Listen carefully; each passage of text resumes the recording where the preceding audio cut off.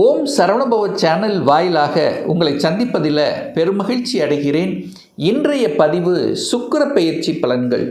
பொதுவாக சுக்கிர பகவான் கலத்திர காரகன், வண்டி வாகனத்துக்கு காரணகர்த்தாவாக இருக்கக்கூடியவர், அனைத்து விதமான சுக போகங்களை அள்ளி கொடுக்கக்கூடியவர், கலைத்துறைக்கு சொந்தக்காரர். அப்பேற்பட்ட அந்த சுக்கிர பகவானானது கும்ப மனையிலிருந்து மீன மனைக்கு பயிற்சியாகிறார். இது எப்போ நடக்குது அப்படின்னா மார்ச் மாதம் 2ஆம் தேதி மீன மனையில் இந்த சுக்கிர பகவான் உச்ச பலம் அடைய போகிறார்.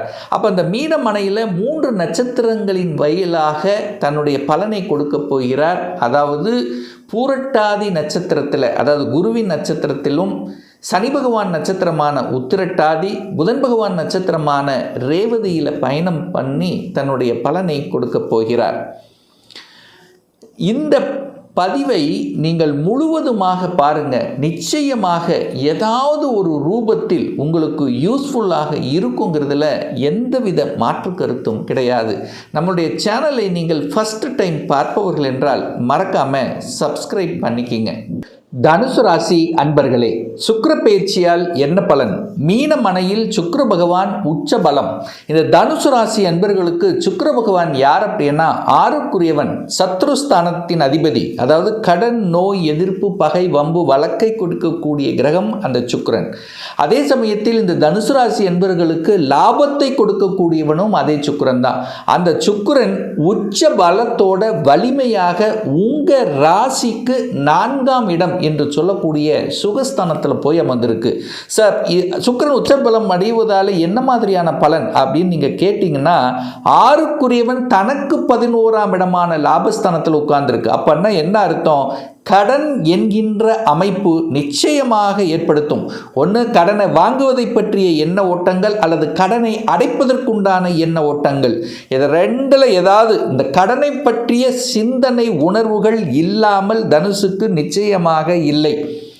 வேலை கிடைத்துவிடும். அடுத்த நல்ல விஷயம் என்னன்னா வேலை.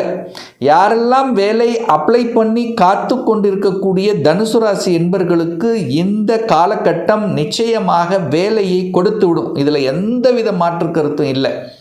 ஏன்னா 6க்குரியவன் வலிமை பெறுகிறது. 6ஆம் இடம் என்பது வேலையை குறிக்கக்கூடிய கிரகம் அந்த சுக்கிரன் தான். அப்போ கலைத்துறையில் இருக்கக்கூடிய இந்த தனுசு ராசி என்பவர்களுக்கு நிச்சயமாக உயர்வை தரக்கூடிய அமைப்பு. கலைத்துறை, அழகு சம்பந்தப்பட்ட துறை, ஜவுளி சம்பந்தப்பட்ட துறை, உணவு சம்பந்தப்பட்ட துறை, இதெல்லாம் நல்ல வளர்ச்சியை கொடுக்கக்கூடிய ஒரு காலகட்டம். அடுத்து பார்த்திங்கன்னா ஹெல்த்தில் கொஞ்சம் அக்கறை எடுக்கணும். கண்டிப்பாக சுகர் இருக்கிறவங்க, ப்ரெஷர் இருக்கிறவங்க கொஞ்சம் அக்கறை எடுத்துக்கணும். ஏன்னா 6ஆம் அதிபதி வலிமை பெறுதல்லவா. அப்போ ஹெல்த்தில் கேர் எடுக்கணுங்கிறத மைண்டில் வச்சுக்கோங்க. இந்த வம்பு வழக்கு சம்பந்தப்பட்ட விஷயத்தில் ஓடிக்கொண்டிருக்கக்கூடிய ஒரு வழக்கில் இருக்குது, அதை தீர்த்து விடலாம் என்கின்ற தன்னம்பிக்கை உணர்வை கொடுக்கக்கூடிய ஒரு காலகட்டமாக இது தனுசுக்கு அமையும். அப்போது ஒரு சொல்யூஷன் கிடைக்கக்கூடிய அமைப்புகளையும் சந்தர்ப்ப சூழ்நிலைகளையும் நிச்சயமாக இந்த தனுசு ராசி என்பவர்களுக்கு ஏற்படுத்தும். அதில் எந்தவித மாற்று கருத்தும் கிடையாது.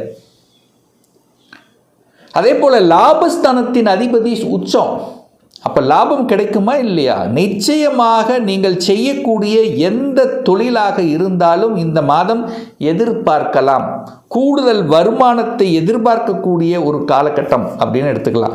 லாபஸ்தானாதிபதி 11க்குரியவன், குருவை பார்க்குறார். 11ஆம் இடத்தை குரு பார்க்குறார். உங்கள் ராசி அதிபதி பார்க்குது. ராசி அதிபதியாக இருக்கக்கூடிய குரு பகவான் இதுவரை வக்ரமாக இருக்கார்லவா. இந்த மார்ச் மாதம் 11ஆம் தேதி வக்ர நிவர்த்தி அடைகிறது. நிவர்த்தி அடைஞ்சு உங்கள் ராசியை பார்க்குது. அப்போ உங்கள் மனசில் தோன்றிக்கொண்ட, உங்கள் மனசில் குறைபட்டு கொண்டிருந்த, அதாவது உங்கள் மனசில் ஏதாவது ஒரு வழிகள், வேதனைகள் கொடுத்து கொண்டிருந்த விஷயங்களுக்கெல்லாம் சொல்யூஷன் கொடுக்கக்கூடிய ஒரு காலகட்டம், தன்னம்பிக்கை கொடுக்கக்கூடிய காலகட்டம், எழுச்சியை கொடுக்கக்கூடிய காலகட்டம், எதையும் சாதிக்கலாம் என்கின்ற உணர்வை கொடுக்கக்கூடிய ஒரு காலகட்டமாக இந்த தனுசு ராசி என்பவர்களுக்கு நிச்சயமாக ஏற்படுத்தும். அதில் எந்தவித மாற்று கருத்தும் இல்லை. ஏன்னா உங்கள் ராசி அதிபதியாக இருக்கக்கூடிய குரு பகவான் வக்ர நிவர்த்தி அடைஞ்சு 3ஆம் இடம் என்கின்ற முயற்சி ஸ்தானத்தை பார்க்கிறார். அப்போ முயற்சியால் வெற்றி உண்டு. தூரதேச பிரயாணங்கள் மூலமாக அனுகூலம், ஆதாயத்தை பெற்று தரக்கூடிய அம்சம்ங்கிறது சிறப்பு பெறுகின்ற ஒரு நல்ல காலகட்டம் அப்படின்னு நம்ம சொல்லலாம். அடுத்து பாருங்க, சுக்கிரன் 4ல் உட்கார்ந்திருக்கார். 4ஆம் இடம் என்பது சுகஸ்தானம், வீடு வண்டி வாகனத்தை குறிக்கக்கூடிய ஒரு இடம் அந்த 4ஆம் இடம். அந்த 4ஆம் இடத்தில் சுக்கிரனுங்கிறது வீட்டுக்கு காரக கிரகம் உச்சபலம் பெறுது.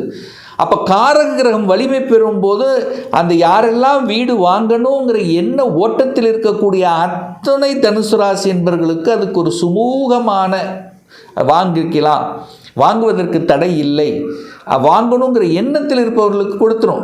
இல்லை அப்படின்னா கூட அட்லீஸ்ட் அதை பற்றியாவது எண்ண உணர்வுகளை கொடுக்கும். ஒரு வீட்டுக்கு ஏதாவது ஒரு பொருளை வாங்கி போடணும், ஒரு லக்ஸரியாக ஒரு திங்ஸை வாங்கி போடணும், சுகமாக இருப்பதற்குண்டான அத்தனை அம்சங்களையும் உருவாக்கும் உங்கள் வீட்டில்.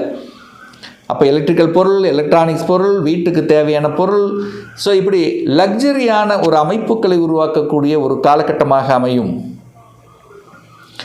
வாகனத்துக்கு காரக கிரகம் அதே சுக்கிரன் தான். அப்போ புதுசாக வாகனம் வாங்கணுங்கிற எண்ண உணர்வை கொடுக்கும். அட்லீஸ்ட் போகக்கூடிய வழியிலாவது இந்த வாகனம் வாங்கினா நமக்கு நல்லா இருக்கும், இதை வாங்கலாமே அப்படிங்கிற திங்கிங் ப்ராசஸ் கண்டிப்பாக கொடுக்கும்.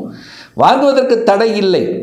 2 வீலராக இருந்தாலும், இதுவரைக்கும் வாகனமே இல்லாதவர்களுக்கு வாகனம் 2 வீலர் வாங்கக்கூடிய யோகம், அல்லது 2 வீலர் இருக்கிறவங்க 4 வீலர் வாங்கக்கூடிய யோகம், அடுத்த லக்ஸரி வாகனத்தை வாங்கக்கூடிய, பழைய வாகனங்களை விற்றுவிட்டு புதிய வாகனங்களை வாங்கக்கூடிய அமைப்பு, வாகனம் வாங்குவதற்கு எந்த தடையும் இல்லை தனுசு ராசி அன்பர்களுக்கு. இந்த சுக்கிர பகவான் பார்த்தீங்கன்னா உத்திரட்டாதி நட்சத்திரத்தில் பிரயாணம் பண்ணுவார். அந்த உத்திரட்டாதி அப்படின்னா சனி பகவானுடைய நட்சத்திரத்தில் பிரயாணம் பண்ணுறார். எது வரைக்கும் அப்படின்னா இந்த மார்ச் மாதம் 15ஆம் தேதி வரை. அப்போது 15ஆம் தேதி வரை தனஸ்தானத்தின் அதிபதியான சனி பகவான் நட்சத்திரத்தில் பிரயாணம் பண்ணுறார். அப்போது 2-6 கனெக்ட் ஆகுதா? அப்போ பொருளாதார வளர்ச்சி கண்டிப்பாக கொடுக்கும், பொருளாதார ஏற்றத்தை கொடுக்கும், பணப்புழக்கத்தை ஏற்படுத்தும், புதிய ஒப்பந்தங்கள் கிடைக்கக்கூடிய வாய்ப்புகள், சந்தர்ப்பங்கள், தாய் சார்ந்த விஷயத்தில் நன்மைகள் நடக்கக்கூடிய அமைப்பு, தாய் சொத்துக்கள் உங்களுக்கு வரலாம்.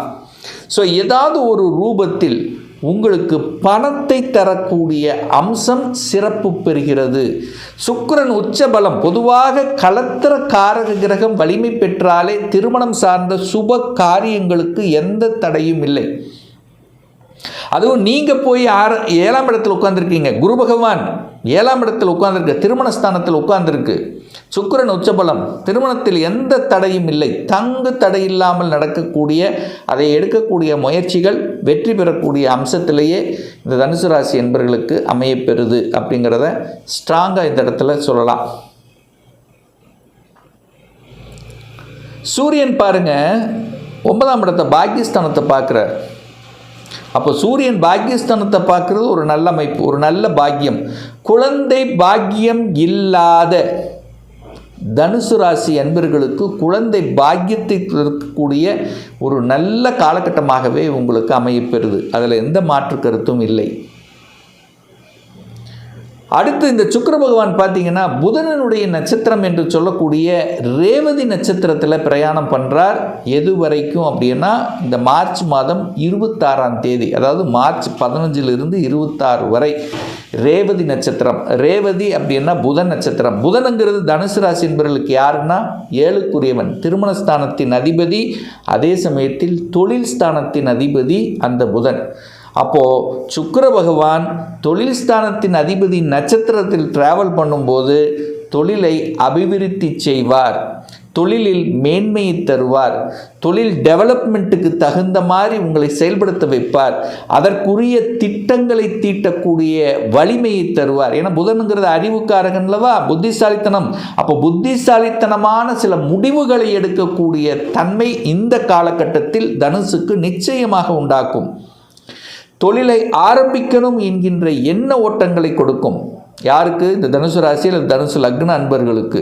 அப்போ தொழில் சார்ந்த விஷயத்தில் முன்னேற்ற பலனை தரக்கூடிய அம்சம் இந்த காலகட்டம் நிச்சயமாக உண்டு. சுக்கிரன் புதன் காம்பினேஷன் வந்தாலே இங்கே தகவல் தொடர்பு துறை கம்யூனிகேஷனில் சூப்பர், நல்லது தான், ஒரு நல்ல ஜாக்பாட் சொல்லலாம். நல்ல வளர்ச்சி கொடுக்கும், ப்ரமோஷன் கிடைக்கும். நல்ல 10ஆம் இடம் என்பது மதிப்பு, மரியாதை, புகழ், அந்தஸ்து, கௌரவத்தை கொடுக்கக்கூடிய இடமும் அந்த 10ஆம் இடம் தான். தொழிலின் மூலமாக கௌரவத்தை நிலைநாட்டக்கூடிய தன்மை, அல்லது சமூகத்தில் 7ஆம் இடம் சமூகம், 7ஆம் அதிபதி. அப்போ சமூகத்தின் வாயிலாக நற்பலனை செய்து கொண்டு அதன் மூலமாக கௌரவத்தை அடையக்கூடிய தன்மை. பேச்சின் மூலமாக புதன்னால நல்லா பேசுறது, பேச்சு அறிவாற்றல் கொடுக்கக்கூடிய கிரகம். அப்போது தன்னுடைய அறிவை புத்தியை வைத்து செய்யக்கூடிய தொழில்கள், என்ன தொழிலாக இருந்தாலும் சரி, அந்த பேச்சின் மூலமாக நல்ல வருமானம் தரக்கூடிய அமைப்பு. வங்கி சம்பந்தப்பட்ட இது, கவர்மெண்ட் சம்பந்தப்பட்ட விஷயங்கள், அரசியல் ரீதியாக அனுகூலத்தை தரக்கூடிய அமைப்புகள். என சூரியன் 3ஆம் இடத்துல தான் உட்கார்ந்திருக்கார்.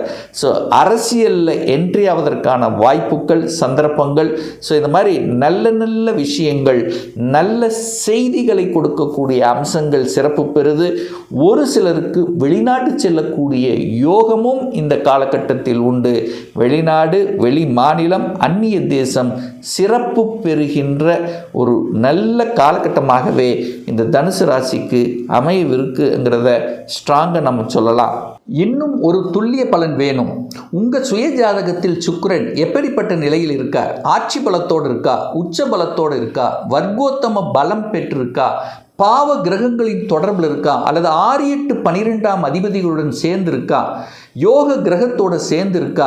என்ன டிகிரியில் இருக்குது? இப்போ நடப்பு தசாநாதன், புத்திநாதன், சூட்சமநாதன் எப்படி இருக்குது என்பதை பொறுத்து நீங்கள் கேட்கக்கூடிய எந்த கேள்வியாக இருந்தாலும் சரி, இந்த 2026இல் சொந்த தொழில் செய்வதற்குண்டான கொடுப்பினை இருக்கா? அப்படி இருக்கக்கூடிய பட்சத்தில் எப்போ நம்ம சொந்த தொழிலை ஆரம்பிக்கலாம்? +2 முடிச்சிட்டேன், எந்த கோர்ஸ் படித்தா நம்மளுடைய ஃப்யூச்சர் நன்றாக இருக்கும்? திருமணம் தடைபட்டு கொண்டே இருக்கிறது, எப்போ தான் சார் திருமணம் நடக்கும்? எப்போ இடமாற்றம் கிடைக்கும்? எப்போ ப்ரமோஷன் கிடைக்கும்? எப்போ குழந்தை பாக்கியம் கிடைக்கும்? இது போன்ற கேள்விகளுக்கு துல்லியமான பதிலை நம்மால் கூற முடியும். ஒரு பர்சனல் கன்சல்டேஷன் எடுத்துக்கணும், ஒரு சுயஜாதகம் பார்க்கணும் என்று விருப்பப்படக்கூடிய அன்பர்கள் டிஸ்பிளே தெரியக்கூடிய நம்பருக்கு வாட்ஸ்அப் மூலமாகவோ ஃபோன் கால் மூலமாகவோ தொடர்பு கொண்டு அப்பாயின்மெண்ட் பெற்றுக்கொண்டு நேரடியாகவோ அல்லது ஆன்லைன் மூலமாகவோ கன்சல்டேஷன் எடுத்துக்கலாம். நம்மளுடைய அலுவலகம் கோயம்புத்தூரில் அமைந்துள்ளது. அதாவது கோயம்புத்தூரிலிருந்து மேட்டுப்பாளையம் செல்லும் வழியில் வெள்ளக்கிணர் பிரிவு அன்னபூர்ணா ஹோட்டலுக்கு பக்கத்தில் அமைந்துள்ளது. பிரியர் அப்பாயின்மெண்ட் வாங்கிட்டு நேரடியாக கன்சல்டேஷன் எடுத்துக்கலாம். நிச்சயமாக இந்த பதிவு ஏதாவது ஒரு ரூபத்தில் உங்களுக்கு யூஸ்ஃபுல்லாக இருக்குங்கிறதுல எந்தவித மாற்று கருத்தும் கிடையாது. மீண்டும் ஒரு நல்ல பதிவில் உங்களை சந்திக்கும் வரை உங்களிடமிருந்து விடைபெறுவது உங்கள் அஸ்ட்ராலஜர் டாக்டர் சதீஷ்.